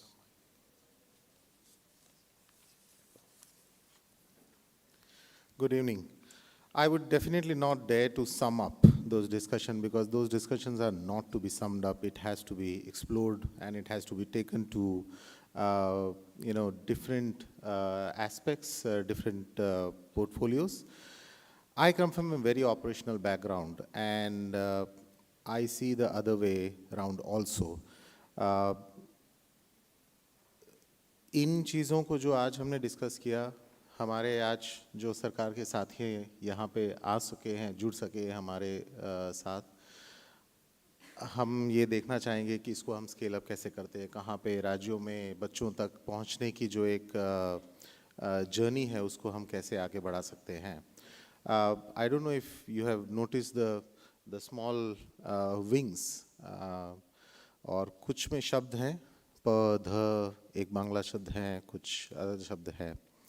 I think the discussions revolved around कि क्या ये सही है, क्या इसको सही में हम पहुंचा रहे हैं. But interesting one is also there is a question mark. कितनों ने notice किया I don't know, but there is also one with a question mark. And I think operationally kind of मैं ये प्रश्न को आगे भी रखना चाहूँगा कि हम इन सबको रीच कर रहे हैं, पर हम उसको ना भूलें जिसको हम रीच नहीं कर रहे हैं. तो ये एक बहुत बड़ा प्रश्न है, और इसकी सबसे बड़ा जवाब जो है वो उन साथियों से हैं जो स्टेट से हमारे यहाँ पधारे हैं, गवर्नमेंट और हमारे साथी संस्था और रूम टू रीड से. तो probably that's the next दूसरा पड़ाव हमें वो करना पड़ेगा. I would not take much time. I just want to thank all of you for have been here, spent a whole day with us, deliberating, listening patiently, being active, listeners and active participants. First and foremost, I would like to express my gratitude to the entire USA team for their continuous support to the program, to the reading campaign, and for the event today. I would like in particular to thank Karen Kilmosky and Poonam Smith-Sareen for their riveting address and for continuous support. A big thank you for Uma Mahadevanji, who again kind of brought to us something that was very small, very sustainably kind of expanded, and still has a lot of scope for addressing children and their need for literature. Many thanks for our panelists. The first session, Literacy and Literature Together, Opportunity and Changes. I thank Dr. Madhav Chauhan, Dr. Dheer Jingran, Ms. Shavita Sharma Kukreja, and Mr. Saurabh Banerjee for your valuable contribution for creating a shared narrative. Thank you for the esteemed moderator, Madhu Ranjan, for steering the discussion immaculately. Further, I would like to also thank the panel for the gaze. Thank you, Bijal Vachrani ji, Rohan Chakravarti, Dr. Richa Joshi, Mr. Shabi Shukla, and Dr. Kamala Devi Aute for their enriching discussion.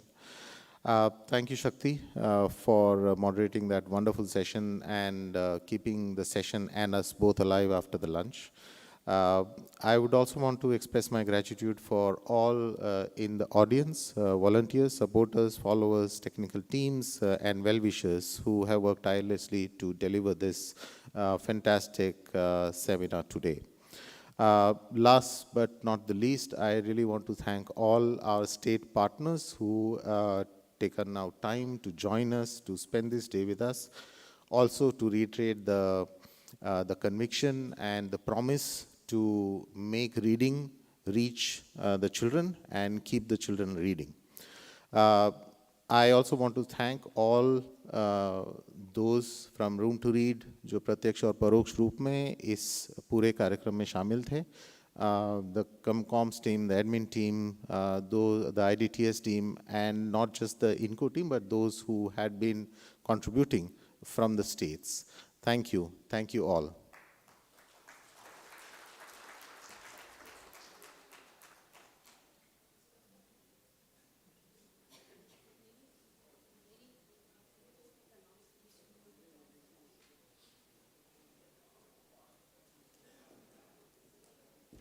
So as we close, please do join us for a cup of tea outside and have a very good evening.